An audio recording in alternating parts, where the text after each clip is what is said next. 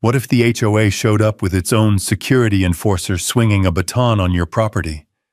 I just wanted a quiet morning on my new ranch. Until a slow-rolling SUV and an HOA. Karen marched onto my land like she owned it. From my kid's crushed model plane to a staged accusation, every moment was just the opening act. I didn't know it then, but the little camera on my porch was about to flip the entire fight upside down. The first thing I noticed wasn't the silence. It was the kind of stillness that felt earned. After years of waking to the metallic clatter of HOA contractor trucks and the soft thump of violation notices being taped to my old front door, the quiet around my new ranch felt unreal, almost fragile. I stood barefoot on the porch of my cabin, boards warm beneath my feet, my coffee steaming into the cool desert morning air. 25 acres of unincorporated county land stretched out before me, framed by a pale blue sky that hadn't yet decided whether it wanted to brighten or brood. This place was supposed to be my reset button. My 2 kids were still asleep inside, wrapped in blankets after a long night of moving. Boxes were stacked in uneven towers against the cabin's log walls, some labeled, some not, all carrying the weight of whatever life we were trying to rebuild. Out here, on the edge of the desert, the wind carried nothing but the scent of sagebrush and the distant shimmer of the lake beyond the ridge, clean, open, uncomplicated. For the first time in years, I felt like I could breathe without bracing for something. No HOA committees counting the color of my shutters. No neighbor calling the board because my truck was too visually disruptive. No threat of fines disguised as community care. I had walked the entire property line myself the day I bought it, deed in hand, confirming every boundary marker, every survey pin. This land was free, legally, structurally, spiritually, mine. The sunlight eased across the gravel road that cut through the ranch like a scar, lighting up the dust in slow golden sheets. I leaned against the porch railing, sipping my coffee, letting a rare thought settle in my chest. Maybe peace wasn't something I had to chase. Maybe it was something that finally found me. That was when the sound reached me. Soft at first. Tires whispering over gravel. I turned my head just enough to catch sight of it. A black SUV easing onto the ranch road from the county highway. At first I figured it was a lost tourist or a delivery driver trying to get signal for GPS, but the car didn't pass by. It slowed, then slowed more. Crawling. Like someone wasn't driving but studying. The sunlight bounced off its windshield just enough that I couldn't see the driver. But I knew their gaze was fixed on the cabin. On me. The vehicle crept farther down the road, dust lifting behind it in ghostly swirls, then paused at the bend where the fence line dipped. No honk, no wave, no attempt to announce themselves. Just a silent, unbroken stare through tinted glass. A strange tightness pulled across my shoulders. It wasn't fear exactly, more like recognition. The same feeling I used to get when an HOA board member in my old neighborhood would just happen to take a morning walk past my house right after I challenged a rule. It was the sensation of being evaluated without consent. The SUV remained there long enough for the coffee in my hand to lose its warmth. Long enough for me to shift my weight, set the mug on the railing, and wonder if the driver planned to step out or simply observe. But after one last lingering moment, the SUV rolled forward again, disappearing behind the curve of desert shrubs and juniper trees. A gust of wind passed over the porch, scraping dust across the boards like sandpaper. The peaceful morning I had been soaking in just minutes earlier now felt slightly off-center, like a picture frame nudged out of alignment. Everything looked the same. The lake glinting through the pines, the wide stretch of open land, the sky softening into full daylight, but the air carried a different texture. Someone had been watching. Someone who didn't belong on my land. I picked up my coffee again, though it had cooled too much to be comforting, and scanned the ridgeline out of habit. Nothing moved except a hawk drifting slow circles above the canyon. My kids were still upstairs, asleep, unaware. The cabin behind me creaked as the sun began to warm its beams.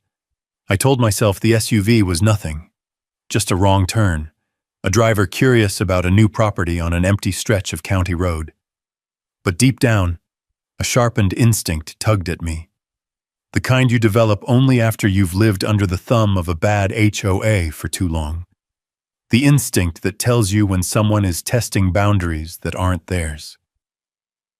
I exhaled slowly, letting the desert air fill my lungs. This land was supposed to be the end of all that. No oversight, no committees, no strangers acting like they had authority here. So why did that SUV feel like the beginning of a story I thought I'd left behind? By mid-morning, the sun had burned off the thin veil of coolness the desert pretends to offer in the early hours. Heat shimmered above the gravel like rising spirits, and the boards of the porch gave a soft, dry pop beneath my boots as I stepped outside. I had half a mind to start unpacking the tools in the U-Haul, get things arranged before the kids woke up. Normal chores, normal life. That's all I wanted. But the stillness from earlier had shifted. Something about the road felt too quiet, too expectant, like the wind itself was waiting for something to arrive. And it did. I didn't hear footsteps at first, just the faint sound of gravel rearranging under a deliberate heel. When I turned toward the end of the drive, my breath caught halfway in my chest. A woman in a fitted bright pink blazer was striding straight toward my cabin, shoulders squared, hair set into a style so sharp it looked like it could cut through the desert air. She wasn't walking on the public side of the fence. She wasn't calling out from a distance like a polite neighbor might. She was already on my land, crossing my property line with the certainty of someone entering a house she believed she owned. The gall of it struck me before she even reached the porch steps. She stopped 10 feet away, lips pressed into a line that was meant to resemble a smile but didn't bother pretending. In one hand, she carried a leather folder thick with papers. In the other, she held sunglasses she had removed with the dramatic slowness of someone accustomed to having an audience. "You must be the new occupant," she said, as if reading a verdict. "Morning," I replied, leveling my voice. "Can I help you?" She inhaled the way people do before delivering bad news they think they're entitled to give. "I'm Bethany Reed, president of the High Mesa Preserve Homeowners Association." The silence that followed was almost comical. A breath of wind pushed past us, carrying the scent of sun-baked earth and lake water from beyond the ridge. Somewhere deep in the canyon, a hawk cried as if it too knew the weight of what she'd just said. I blinked once, twice. I wasn't surprised by her name. Life has a strange sense of humor when it comes to repeating villains. But the title she carried like a badge of royalty hit the hardest. "High Mesa Preserve?" I asked slowly. "Ma'am, this ranch is unincorporated county land." Her smile sharpened. She opened her folder with the crisp snap of a person who practiced the move in a mirror. "This area has recently been incorporated into our community boundaries," she said. "Your property now falls under High Mesa's jurisdiction. I'm here to provide your membership documents." She extended the packet toward me. Highlighted sections, sticky notes, pages practically glowing with self-importance. I didn't take it. Instead, a laugh escaped me, low and disbelieving. Not mocking, just tired. "Ma'am, I've read the skilled county maps backward and forward," I said. "This land isn't under any HOA, and it never will be." Her chin lifted an inch, maybe two. "That is the updated boundary map," she said, pushing the papers closer. "You are required to comply with all High Mesa Preserve regulations immediately." I didn't move. I didn't blink. "Step off my property," I said quietly. The air between us tightened. A flock of small desert birds burst from a mesquite bush nearby, scattering into the sky as if fleeing the tension gathering on my porch. Bethany's eyes narrowed, her expression shifting from polite dominance to something colder. "You don't understand," she said. "People who don't cooperate with the community don't last long on this ridge." The threat, though coded in a calm tone, hung in the dry morning heat like a rattlesnake's warning. She took a single step back, not out of respect, but as if planning her next move. "Have a good day, Mr. Cole," she said, turning sharply. "We'll be in touch." Her heels clicked across my driveway like tiny gunshots, each one announcing a battle line I hadn't asked for, but now couldn't ignore. I watched her walk all the way down the gravel road until her pink blazer disappeared behind a wall of sagebrush. The dust she left behind drifted in lazy spirals, settling over the stones like a thin film of tension. This land was supposed to be my clean slate, my chance to give my kids a life without fear of some self-appointed committee judging how we lived. So why did I suddenly feel like I'd stepped into the opening chapter of a fight I didn't start, but might have to finish? The sun had climbed high by early afternoon, burning away the last of the morning cool. Heat shimmered across the ranch, bending the air above the long gravel road like a slow, wavering mirage. I had decided it was best to get back to work, pretend the morning encounter was just noise, nothing more. So I lifted the ramp on the U-Haul and pulled out another stack of boxes, their cardboard already warming under the desert light. A soft thump from inside the cabin told me the kids were finally awake. For a moment, the sounds of their voices, sleepy, confused, still adjusting, reminded me why we were here. Why the fight to find this ranch, buy it outright, and secure land without oversight had been worth it. I wanted them to have room to breathe, room to be kids, not to tiptoe around fines disguised as community rules. But when I saw movement on the road again, a familiar spike of irritation tightened in my chest. It was her. Bethany Reed marched up my driveway for the second time that day, faster, sharper, and without the fake welcome she'd tried to give earlier. The desert wind lifted the edges of her bright pink blazer, as if even the air is trying to peel her off my property. Her sunglasses were gone now, letting the full intensity of her stare cut across the yard like a blade. She didn't pause at the property line. She didn't greet me. She didn't ask permission. She walked straight toward the cabin, the heels of her shoes clicking sharply against the gravel. Click, click, click. Each step an insult. "Ms. Reed," I said, keeping my voice level, "you were asked to stay off my land." She ignored me entirely.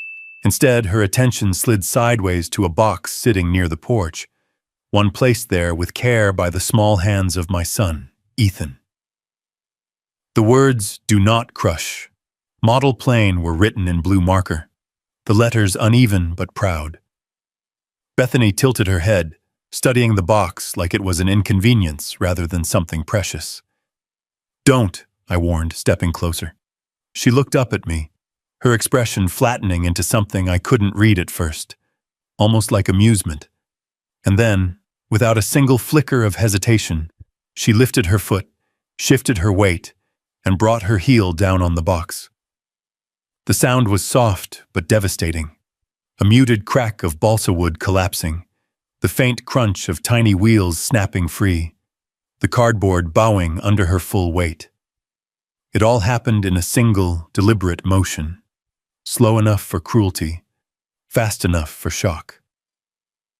A small wheel rolled out from under the torn flap of cardboard, bumping gently against the toe of my boot before coming to rest. I didn't breathe for a moment. The sun, the heat, the desert, all of it seemed to freeze around us. "That belonged to my son," I said, my voice lower than I expected. She shrugged as if brushing off lint.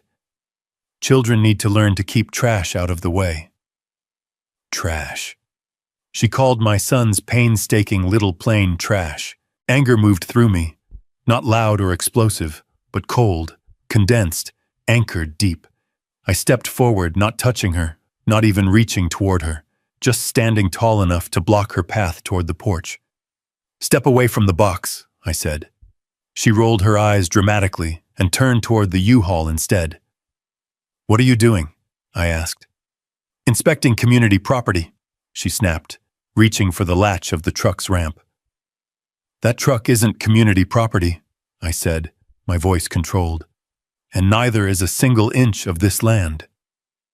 She yanked harder at the latch, metal clanking against metal, as if she were trying to break into a storage unit she believed she owned. I stepped forward and closed the latch with one firm motion, not hitting her, not touching her, just blocking her from prying into my things. Bethany stumbled back half a step, and then, like a switch flipping, she screamed, "He assaulted me!" Her voice shot across the yard, shrill and frantic, echoing off the cabin walls. She snatched out her phone and jabbed at the screen. 911. "Yes, send someone now. He just attacked me." I stared at her, disbelief settling over me like dust. Attacked? She had trespassed, destroyed my son's property, and tried to break into my U-Haul. Yet she was already building a story where she was the victim. As she continued her performance, I felt something shift. The SUV, her entitlement, the way she had crossed the property line without hesitation. Her mention that people who don't cooperate don't last long. This wasn't about rules or boundaries. Bethany Reed was trying to pick a fight she planned on winning. "Ma'am," I said, forcing calm, "you know exactly what you're doing." She ignored the truth. She just kept screaming into the phone, pacing like an actress on a stage she'd rehearsed in her mind. And then I heard the sound that confirmed everything. A low hum building into a roar, tires crushing gravel at speed, a cloud of dust rising beyond the ridge as another vehicle accelerated toward us. Someone was coming. Not a deputy yet. No, this was something else. Someone answering her call long before 911 ever could. The roar grew louder, the kind of engine sound tuned by someone who wanted power to be heard long before it was seen. The dust plume rose higher, drifting through the desert shrubs like smoke from a distant fire. Even Bethany paused her theatrics long enough to glance toward the road, her expression shifting into a smug, anticipatory smile. She knew exactly who was coming. The black pickup shot into view in a burst of sunlight, barreling down the gravel drive with enough force to make the ground vibrate under my boots. It slid to a stop in front of the cabin, the back end fishtailing slightly before settling. Dust billowed around it, cloaking the scene in a pale, gritty haze that stung the corners of my eyes. The driver's door swung open. Out stepped a man built like a security wall, broad shoulders, thick arms, boots heavy enough to stamp authority into dirt. His tactical jacket bore a stitched-on logo, Mercer Security. So this was Jake Mercer, the HOA's idea of muscle. He didn't ask my name. He didn't ask what happened. He simply locked his mirrored sunglasses onto me and marched forward, boots thudding a slow, ominous rhythm that seemed to swallow the wind. "You Remy Cole?" he barked. My jaw tightened. "Yes." Before I could say more, Bethany's voice sliced through the dust. "That's him, Jake! He assaulted me! Look at my arm!" She lifted the same arm she'd scraped on a cardboard flap earlier, now clutching it as if I'd torn it from its socket. Her breath hitched in practiced tremors. Jake didn't even look at it. He didn't need to. He had already chosen his role. Enforcer, judge, and executioner in one package delivered right to my porch. His hand dropped to the baton strapped at his side. "Sir," I said evenly, "you're trespassing. This is private." He drew the baton with a swift, practiced snap. It gleamed in the sun. Bethany smiled behind him, just barely. Jake closed the distance, anger radiating off him like heat from asphalt. The dust settled around us, forming a stage no one asked for. My heart thudded once, hard, not in fear, just preparation. I'd worked on dam sites and construction crews for years, I knew how to stay steady under pressure. I also knew that a man who leads with a weapon rarely listens to reason. "Think you can lay hands on my wife?" Jake growled. "I didn't touch her," I said. "She stepped on my son's property, vandalized it. Then," he swung, a wide, reckless arc meant to startle, intimidate, maybe injure. I stepped inside the swing without thinking, instincts from old safety training kicking in. My hands caught his wrist, not hurting him, just redirecting the force. His fingers opened from surprise more than pain. The baton slipped free, clattering onto the gravel near Bethany's feet. Jake staggered forward, momentum carrying him a couple steps past me. When he regained his balance, he spun around, breath heavy, shoulders heaving. "You're gonna regret that," he snarled. "I didn't strike you," I said firmly. "Walk away. This doesn't need to go further." But humiliation burns hotter than desert sun. Jake lunged again, not with technique this time, just raw force. I sidestepped, letting him stumble past. His boots skidded through scattered packing paper, sending an empty moving box tumbling across the porch. The cabin's wooden siding absorbed the thump. Behind him, Bethany gasped, too loudly, too perfectly timed. "He's attacking him! Someone help!" No one else was there. No one but my security cameras, angled down from the porch roof and the driveway post, quietly recording every false word and every aggressive move. Jake came at me again. I backed away, hands open, palms out, showing no threat, no escalation, just space, anything to keep him from hurting himself or giving Bethany more material for her story. But he kept charging, blinded by anger and the need to prove something.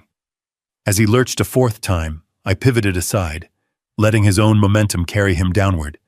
He hit the dirt on one knee, breath knocked out of him. Not injured, just frustrated. Dust swirled around him in mocking circles. That was when I heard it. Sirens.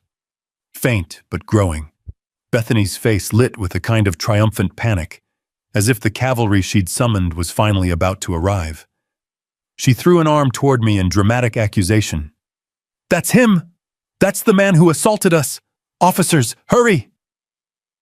Jake remained kneeling in the gravel, panting like he'd been in a fight only he imagined. His jacket was coated with dust now, his sunglasses skewed. I stood still, hands at my sides, breathing steady. From the ridge above, the red and blue flash of a county patrol SUV cut through the harsh desert sunlight. Its tires slid to a stop behind Jake's truck, lights painting the cabin in flickers of color. The deputies stepped out fast, hands near their holsters, eyes locked directly on me, the only one standing, the only one calm. One of them raised his voice, firm and commanding. "Sir, step back and keep your hands where we can see them." Bethany seized the moment, stumbling toward them with a whimpering sob that would have made a stage actress proud. "He attacked us!" she cried. "We were just trying to help the community. Please, protect us." Jake grunted dramatically, clutching his side like a man struck down by something more than his own temper. And just like that, the sheriff's deputies saw exactly what Bethany wanted them to see. An injured man, a hysterical woman, a rancher standing in the open dust, and a baton glinting on the ground between us. To them, it looked exactly like I was the problem. A hot wind swept across the ranch, stirring up thin ribbons of sand that wrapped around my boots like nervous snakes. The sun was high now, sharp enough to carve every shadow into something hard-edged and unforgiving. The deputies moved fast, one circling left toward the cabin, the other stepping straight toward me. Their patrol SUV idled behind them, red and blue lights strobing across the dry branches of the mesquite trees. "Sir," the older deputy shouted, his voice cutting through the heat. "Keep your hands where we can see them." I lifted my palms slowly, letting them rise into the bright desert air. My breath stayed steady, but my pulse drummed beneath my ribs. I'd been here before. Not this ranch, not this exact moment, but this feeling. The split second when a lie outweighs the truth because it's louder, more dramatic, more practiced. Bethany seized the spotlight instantly. "He attacked us!" she cried, staggering toward the deputies. Her voice shook with an impressive tremble, one hand pressed against her chest, while the other pointed at me as if I were an armed fugitive. "My husband tried to stop him! Look at him! He's hurt!" Jake shifted just enough to sell the act, jaw tight, breath labored, his hand still gripping his side even though the dust on his jacket told the real story. The man hadn't been struck. He'd fallen on his own aggression, but the deputies didn't know that yet. "Step back!" the younger deputy shouted at me, one hand hovering dangerously close to his holster. "Turn around! Hands behind your back!" The words carried weight, heavy, familiar, and dangerously close to becoming permanent if I made one wrong move. I stayed still, my boots planted in the earth I owned, the earth they thought I'd used for violence. My mouth felt dry, the kind of dryness that comes not from heat, but from the unfairness of a moment spiraling out of control. "Deputy," I said calmly, "no one was attacked except me. I didn't lay a hand on either of them." "Face away from me!" he barked louder. That was the moment, right there, where everything could have detonated. The sun beating overhead, the dust swirling around our feet, Bethany's fake tears glimmering like poisoned diamonds. And me, a rancher who had moved here to escape all of this, now standing in the middle of a situation any HOA busybody would kill to create. The older deputy kept his hand near his weapon as he approached Jake. "Sir, can you stand? Did he strike you?" Jake winced theatrically. He slammed me, tried to take my head off. I barely got out of the way." A lie delivered with confidence can sometimes outpace the truth. Bethany chimed in immediately. "I tried to intervene. He snapped at me and shoved the truck latch down so hard it nearly hit my face. You have to arrest him. He's unstable." My jaw tightened, not from fear, but from the familiar frustration of watching manipulative people use panic as a weapon. The younger deputy stepped closer to me. "Sir, this is your last warning. Turn around. Hands behind your back." The desert went quiet then. Even the wind paused, as if the land itself was holding its breath. I inhaled deeply and spoke, keeping my voice level and unshaken. "Before you cuff me," I said, "look at the camera on my porch." The older deputy paused mid-step. For the first time since they'd arrived, both men hesitated. The older one turned his head toward the cabin roofline, where a small black dome sat angled toward the driveway. The younger deputy's eyes flicked to the garage post, where another camera lens caught the sunlight. "Camera?" he repeated, though his tone had lost its earlier certainty. "Two of them," I said. "Full audio, continuous recording, everything from the moment she walked across my property line." Bethany's voice cracked through the air like a whip. "He's lying! He's trying to confuse you! Just arrest him!" Her panic came too quickly, too sharp, too desperate. The deputies noticed. The older one spoke quietly to her. "Ma'am, we'll review all evidence." "No," she snapped. "There's no need. He's dangerous. He threatened me." I didn't move. I didn't argue. I didn't have to. The truth was sitting on my porch in perfect time-stamped clarity. "Deputy," I said softly, "my phone is in my right pocket. It's linked to both cameras. You can retrieve it if you need to. I won't move unless you tell me."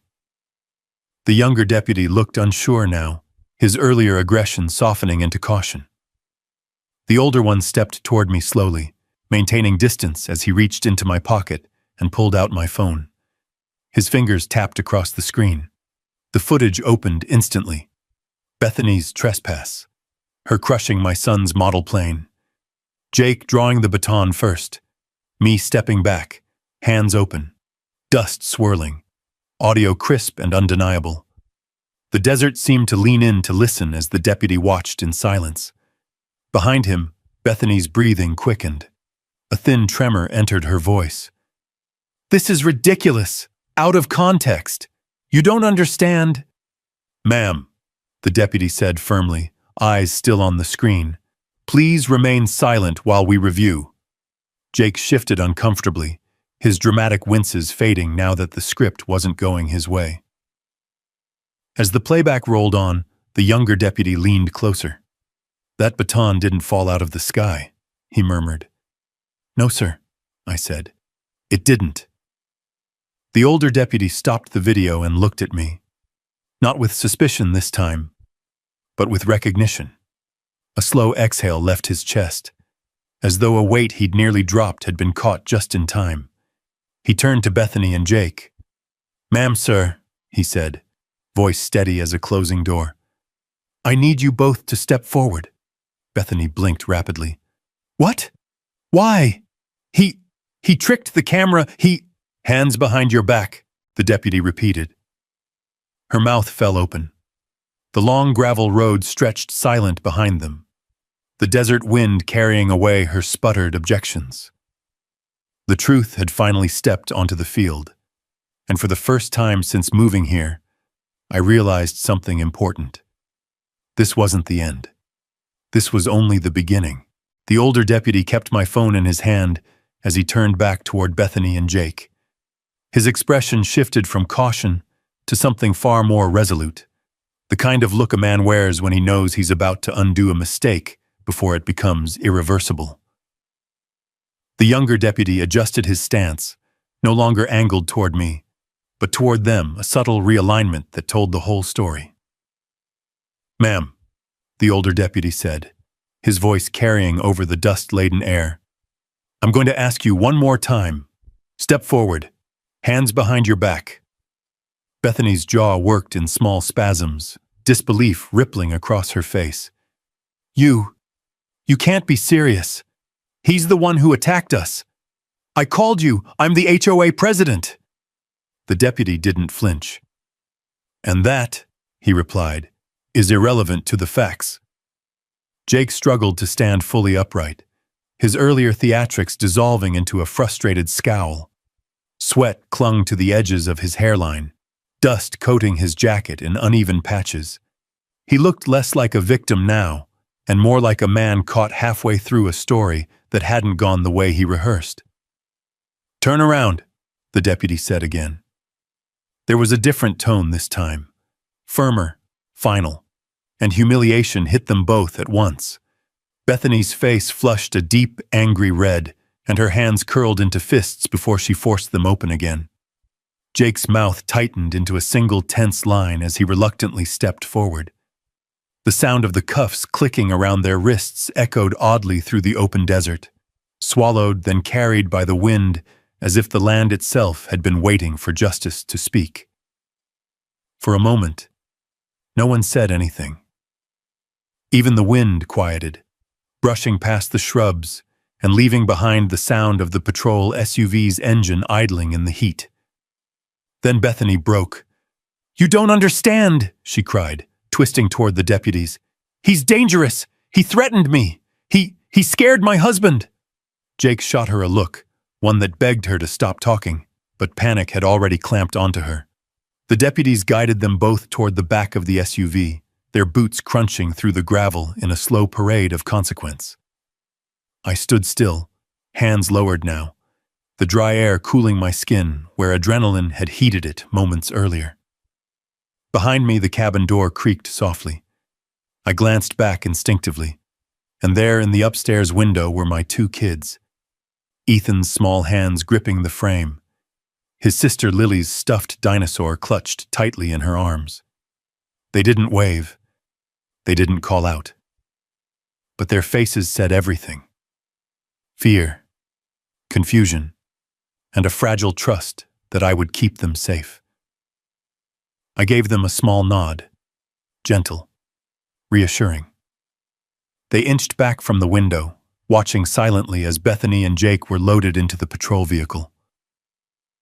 The younger deputy approached me then, brushing dust from his uniform as he walked, His expression had settled into something calmer, more measured. "Mr. Cole," he said, "thank you for keeping your composure. Not everyone would have handled it that way." "I didn't want anyone getting hurt," I replied. He nodded. "Well, your cameras saved a lot of trouble." The older deputy returned my phone, his eyes softer now, though still carrying the weight of what could have happened. "You handled yourself better than some trained folks," he said. "We'll file the report and forward the footage. This won't be treated lightly." I nodded, though part of me felt an uneasy vibration beneath the relief. Something in Bethany's earlier words echoed. People who don't cooperate don't last long on this ridge. She hadn't said that on a whim. As the patrol SUV began reversing down the gravel road, its tires kicking up slow waves of dust, Bethany's voice pierced the air one last time through the cracked open window. "You're making a mistake! This isn't over! You hear me? It isn't over!" The window slammed shut. The SUV turned onto the county road, and then the siren, just a quick symbolic chirp, rose and vanished into the wide horizon. Silence returned, but it wasn't the peaceful kind from this morning. No, this was a heavier silence, a silence that held questions, a silence that tasted like storm clouds forming miles above the desert heat, gathering power long before the first strike. I stepped toward the crushed cardboard box near the porch and crouched beside it. The model plane inside was flattened, wings torn, the little wheels twisted into shapes that no child could recognize. I lifted one tiny wheel between my fingers and felt the weight of what had happened settle deeper in my chest. Not because the toy was broken, things can be rebuilt, but because someone had tried to break something far more fragile: our sense of belonging, our right to stay here, our peace. The wind shifted again, scattering dust across the ranch in soft, swirling patterns.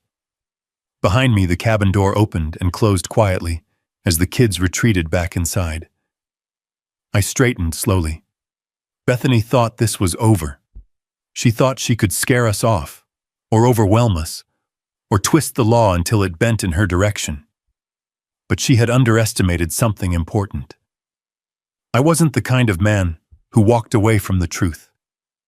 I wasn't the kind of father who let fear decide where his children grew up. And I certainly wasn't the kind of rancher who backed down when someone tried to steal the land he'd worked so hard to claim. The deputies had taken Bethany and Jake, but the real threat, the thing behind them, was still out there. And now that the dust had settled, I knew one thing for certain. They hadn't come after us by accident. Night crept across the desert with slow confidence, stretching cool shadows over the ranch until the heat finally retreated into the rocks. The sky dimmed from gold to violet, then to a deep navy blue where the first stars blinked awake. Inside the cabin, the kids were finally asleep, worn out from a day far more dramatic than anything I ever wanted them to endure on our first full day here. I stood alone in the living room, the soft hum of the old AC kicking on, its motor rattling like it hadn't run this hard in years. My boots rested beside the door, dust still clinging to them, a reminder of the encounter that had twisted the day into something unrecognizable. I had just lowered myself onto the couch when headlights cut across the windows. Slow, deliberate, familiar. Only one person would drive up my road at this hour without stirring fear in my chest. A knock sounded on the door. Firm, steady. I opened it to see Sarah Mitchell, my longtime friend and land law attorney. The desert breeze tugged lightly at her ponytail as she held a heavy leather briefcase in one hand and a stack of folded county maps in the other. She had the same calm, analytical expression she'd worn when we used to work water flow assessments together, back when I was still a dam engineer. "Quite a first day at the new ranch," she said, stepping inside as I moved aside. "That's one way to put it." She set her briefcase on the kitchen table and immediately began clearing space. "All right, Remy. Walk me through everything, every detail." I told her, carefully, chronologically, truthfully. The trespass, the crushed model plane, the false accusation, Jake's baton swinging through the air, the deputies nearly cuffing me, the footage that saved the day. Sarah didn't interrupt once. She just listened, eyes narrowing whenever a detail hinted at something deeper. When I finished, she reached into her briefcase and pulled out a wide, laminated county zoning map, bright color-coded lines marking water rights, easements, property boundaries, and HOA jurisdictions. She unfurled it across the table, smoothing the creases with her palms. "This," she said, tapping the map, "is the official and only legally recognized boundary for the High Mesa Preserve HOA." She pointed to a thick green line far south of my land, ending well before the rocky canyon that formed the natural border of my ranch. I knew the map well. I had memorized it before buying the property. "This is what you showed me months ago," I said. "And this," she continued, reaching for a second map, "is what she tried to hand you this morning." She laid Bethany's map directly on top of the official one. Even before the edges matched up, I saw it. The boundary line on Bethany's version was shifted. Not by an inch. Not by a clerical error. By nearly 80 yards. Enough to stretch across the rocky creek bed that separated High Mesa from my land. Enough to swallow my entire ranch into their jurisdiction. Enough to give them exactly what they needed. Sarah traced a finger across the shifted line. "See this?" I nodded slowly. "They tried to annex me." "Not legally," she corrected. "This filing wasn't approved by the county. It wasn't reviewed. It wasn't stamped. It was submitted, but not by anyone with authority to expand HOA borders." She reached for another document from her briefcase. A land survey dated 10 years before the HOA even existed. "This ranch is what we call grandfathered unincorporated territory," she said. "It cannot be annexed into an HOA without voluntary consent, and someone at High Mesa knows that." "So they hoped I didn't," I murmured. Sarah nodded. "And when you refused? They escalated. They tried intimidation first, then coercion. Then they created a false incident to paint you as a threat." She circled an area on the map with her pen, a tan-colored section labeled in faint print, "High Mesa Golf Expansion Phase 2. "This," she said, tapping the area with emphasis, "is the key." I leaned closer, studying the markings. Roads, planned buildings, a proposed maintenance access route, all of it leading straight toward my land. "They need a throughway," I said quietly.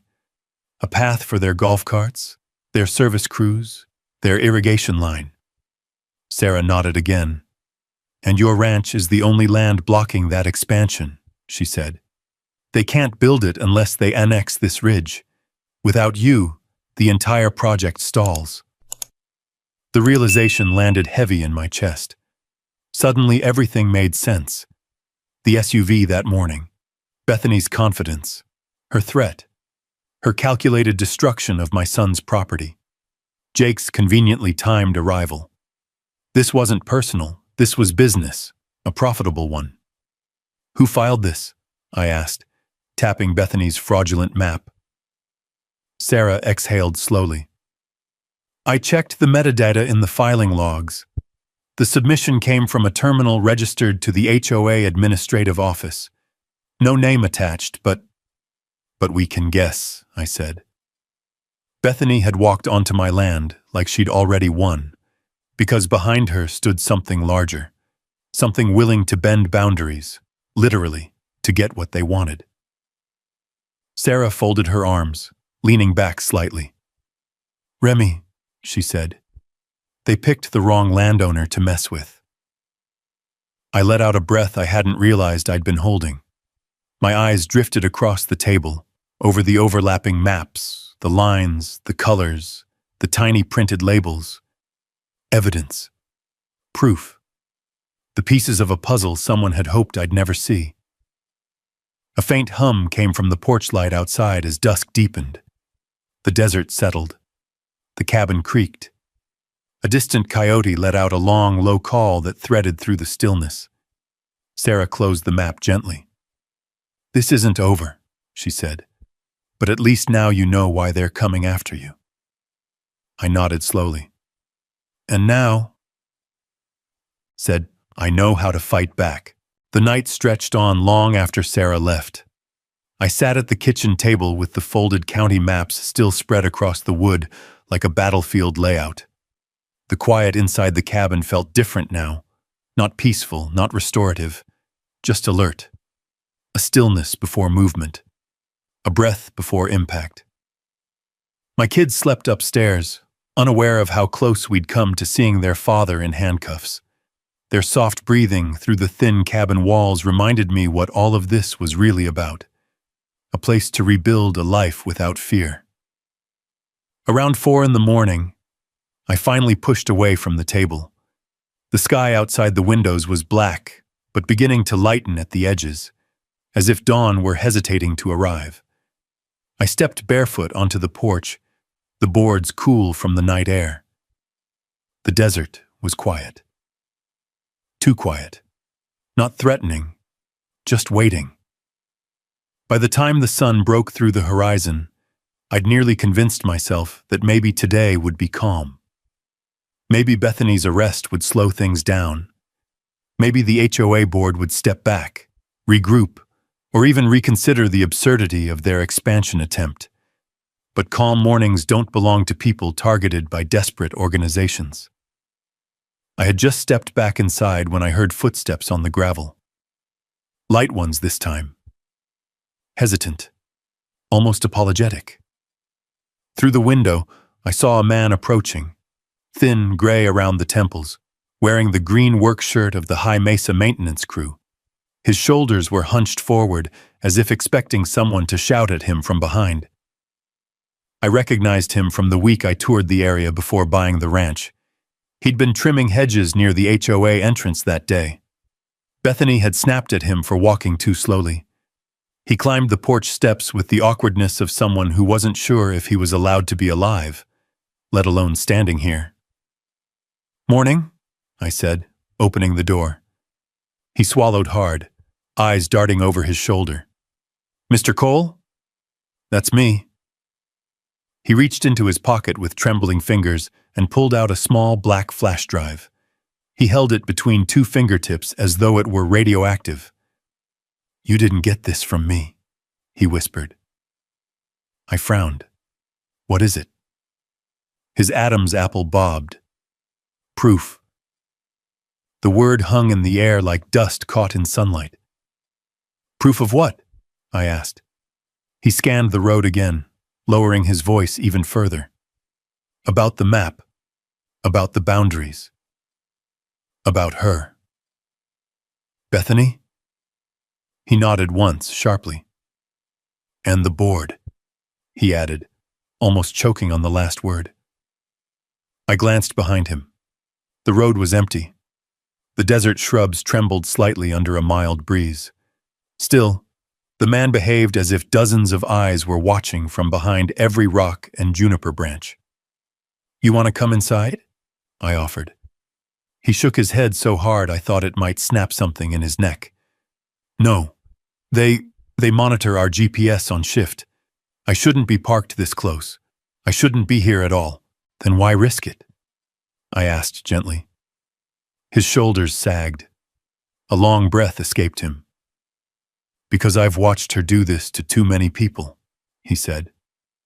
"Old couples, single parents, folks who didn't know the rules or couldn't fight back. They pressure them until they move or sell out cheap. But yesterday," he paused, emotion shifting across his face in a way I couldn't quite place. "Yesterday," he continued, "when the deputies took her away, I saw hope for the first time in years." He pressed the flash drive into my palm, his hand shaking. "I recorded part of the last board meeting," he whispered. "You need to see it. It explains everything." Before I could respond, he hurried down the steps, nearly tripping on the last one. He didn't look back. He just walked fast, almost running, down the long gravel road until he disappeared behind a bend of desert shrubs. The sun had risen enough now to cast a thin golden glow across the top of his head before he vanished. Inside the cabin, I set the flash drive on the table beside the overlapping maps. It looked small and harmless, but the dread that settled in my gut told me otherwise. These kinds of stories, HOA corruption, land grabs, fraudulent filings, always had more than one layer. Bethany was just the face of the operation, the attack dog. But someone behind her was pulling strings, and this flash drive was going to show me who. I plugged it into my old laptop, the one I used for work that didn't require internet access, a precaution I kept from years of engineering projects in remote sites where cybersecurity mattered more than speed. A single file appeared. HOA Board Meeting, July 14th, 8:03 p.m. I clicked play. The video opened to a grid of faces, 5 board members, each framed by neatly arranged bookshelves or home offices lit by warm table lamps. Bethany appeared in the center, wearing the same pink blazer she'd marched onto my property with.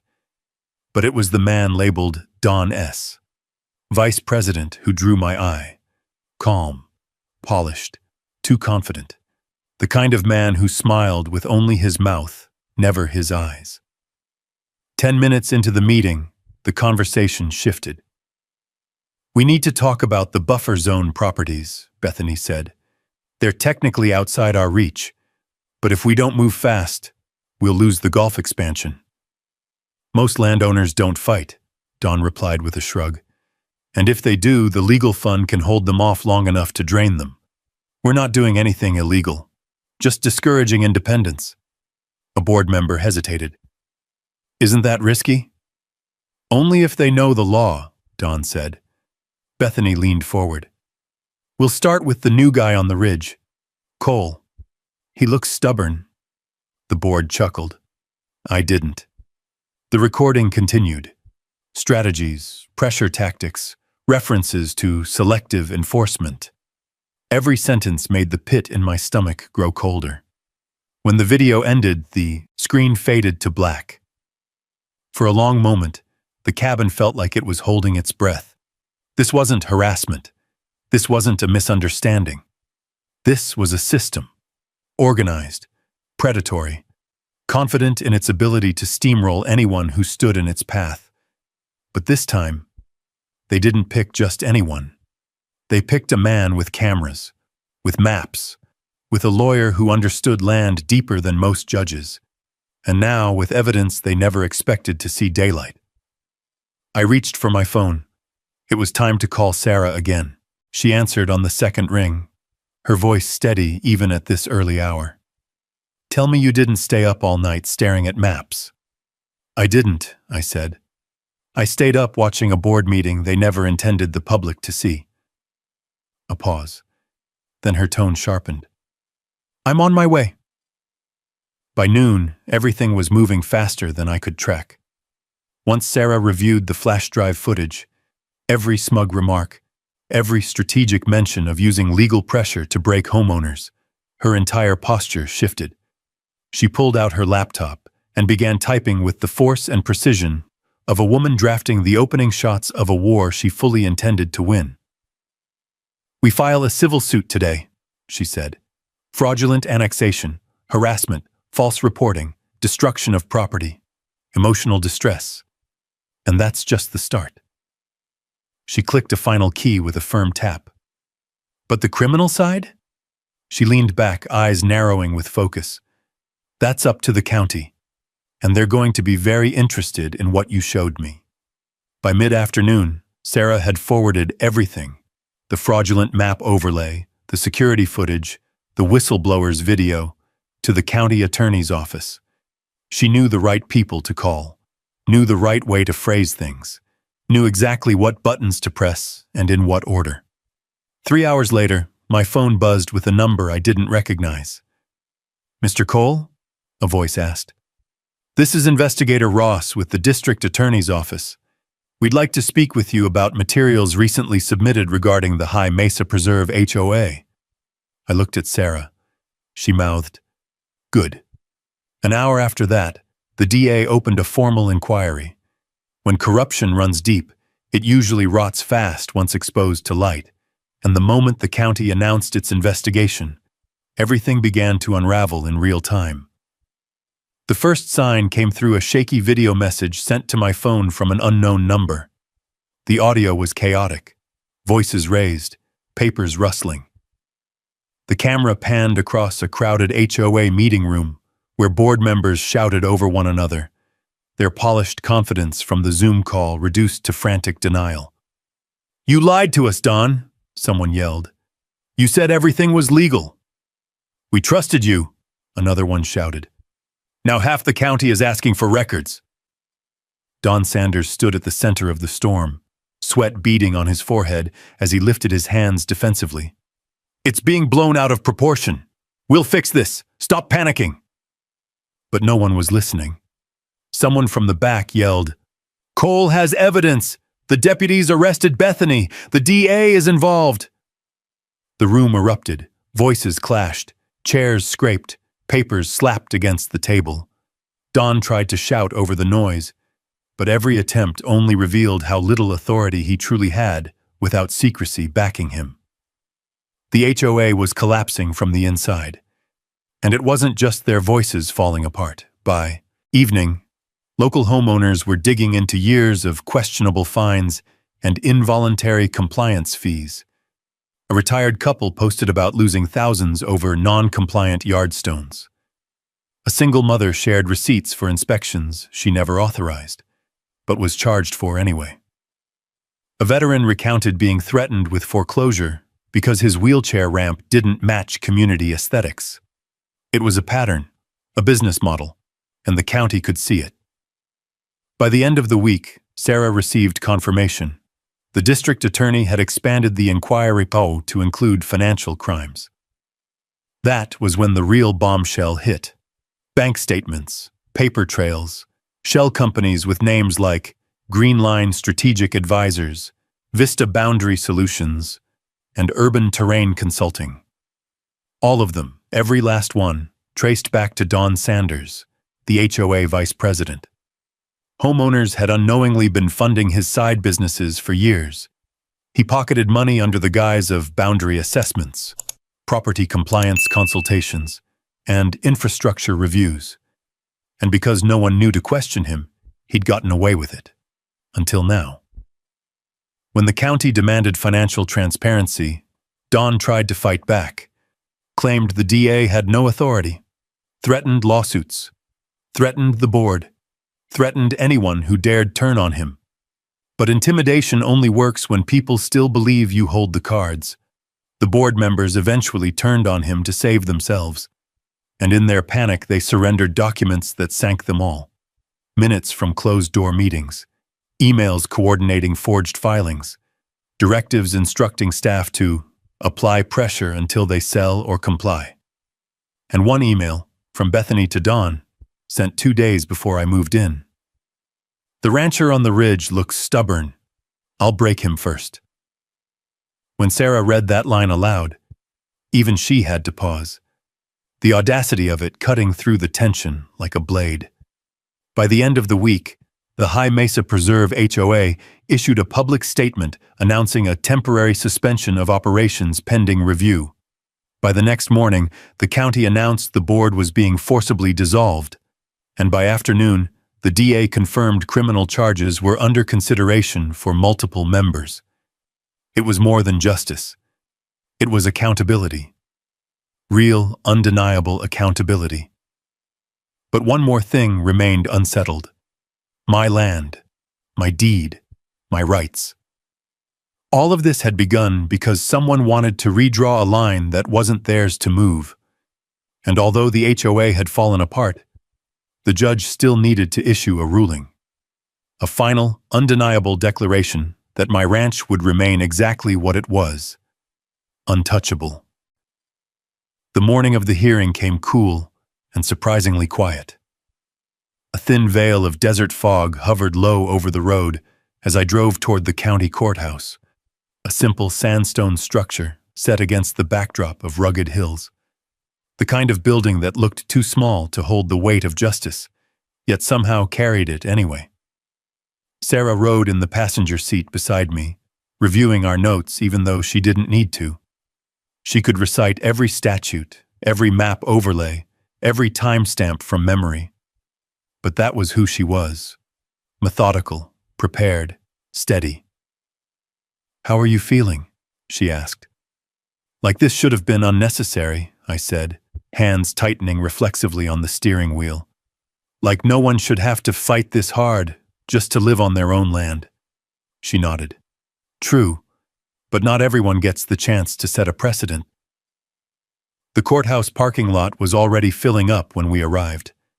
A few local reporters gathered near the steps, cameras dangling from straps. Some homeowners stood in clusters, murmuring about their own HOA battles, fines, harassment, threats of foreclosure. Their eyes followed us as we walked inside. The hearing room itself was small, wooden benches, high windows letting in stripes of early sunlight, a lectern worn smooth by decades of hands. A few board members were already seated at the defense table, looking smaller and older than they had in the video recording. Don wasn't there. He had retained separate counsel and was facing preliminary fraud charges. Bethany and Jake were seated beside the board, neither wearing pink nor false bravado today. Bethany's shoulders slumped inward, her hands clasped tightly in front of her. Jake stared at the tabletop, jaw clenched, eyes dark from sleepless nights. When the judge entered, the room settled into a hush so complete that the soft shuffling of papers felt loud. He was an older man, silver hair, deep lines around his eyes, the calm confidence of someone who had presided over enough battles to recognize truth long before it reached his bench. He began with a review of the filings, his voice steady. "Today we will address the civil claims brought by Mr. Remy Cole regarding unlawful annexation attempts, trespass, coercion, falsified boundary documents, and damages resulting from actions taken by members of the High Mesa Preserve Homeowners Association." He sifted through a stack of documents, pausing occasionally to read. Then came the security footage. Sarah cued it on a small monitor, turning it toward the judge. The room watched in uncomfortable stillness as Bethany trespassed across the property line, crushed my son's model plane, and attempted to open the U-Haul. Jake's baton swing, reckless, unprovoked, played clearly, the metallic clang echoing faintly from the speakers. Bethany's face crumpled, her earlier arrogance collapsing like a house built on loose sand. Next came the fraudulent maps. Sarah placed them side by side, walking the judge through each discrepancy with a clarity that stripped every excuse bare. Finally, the whistleblower recording played. The board's laughter, Don's calculated confidence, Bethany's cold promise. "The rancher on the ridge? I'll break him fast." When the audio ended, silence filled the room again, heavy, condemning. The judge removed his glasses and looked at each of the defendants with a weariness that bordered on disappointment. "This," he said slowly, "is one of the clearest cases of abuse of authority I have seen in many years." Bethany's head dropped. Jake's shoulders sagged. A board member let out a shaky breath. The judge continued. "It is the finding of this court that the High Mesa Preserve HOA engaged in unlawful expansion of its jurisdiction, knowingly submitted falsified boundary documents, and attempted to intimidate and coerce a private landowner through both direct harassment and false reporting to law enforcement." The words landed like a final blow in a battle that had taken too long to reach its end. "As for Mr. Cole," the judge added, turning his gaze toward me, "the court affirms that he acted in lawful self-defense and in no way escalated any conflict. Furthermore, his property is hereby affirmed as unincorporated land outside any HOA jurisdiction, now and in the future." The breath I released felt like one I'd been holding since the moment Bethany walked onto my ranch. Sentencing came next. Bethany, 18 months probation, a restraining order barring her from approaching my land, mandatory counseling, and a formal written apology to my family. Jake, 90 days in county jail for assault and coercion, plus fines that stripped away whatever swagger his security jacket once held. The remaining board members, personal liability for damages, and a court-ordered dissolution of the High Mesa Preserve HOA pending a full county audit. The judge ended the session with one last statement. Let this case serve as a reminder that authority, even self-appointed authority, is not ownership. Land belongs to those who lawfully hold it, and no organization may bully, pressure, or falsify documents to take what is not theirs. The gavel struck, a single resonant sound that echoed across the room, and, in some ways, across the ridge itself. Outside, as Sarah and I stepped into the sunlight, homeowners gathered near the steps approached with quiet gratitude. Some thanked me for fighting. Some shared small stories of relief. One elderly man said softly, "You didn't just win for yourself. You won for all of us." I shook his hand. But the true moment of closure came later that week. At the end of my long gravel driveway, under a sky so clear it looked like glass, I installed a heavy steel sign. The post sank 3 feet into concrete. I mixed myself, the metal plate powder-coated black to withstand a lifetime of desert sun. The letters were simple, clean and permanent. Cole Ranch, private land, no HOA, authority beyond this point. Beside the sign, I planted a wooden post with a small American flag. Nothing flashy, just a quiet reminder of something easily forgotten. Freedom has boundaries, and some boundaries must never be crossed. That evening, the kids played in the yard, the golden light catching dust in soft sparkles. Ethan sat on the porch with a new model plane, one we'd build together. Stronger frame, sturdier wings. When he finished the first piece, he carried it to me with a proud little smile. "This one won't break, Dad," he said. "No," I replied. "Not this time." The desert wind brushed across the land, our land, and for the first time since moving here, it sounded exactly like what I'd hoped to find. Home. If you've ever had to stand your ground to protect your home or your peace, drop a simple yes in the comments so folks know they're not alone out here. Justice isn't always loud, but it shows up when we refuse to be pushed off our own land. And if you'd like to hear more true-to-life HOA and ranch revenge stories like this one, I'd be honored to have you stick around and subscribe.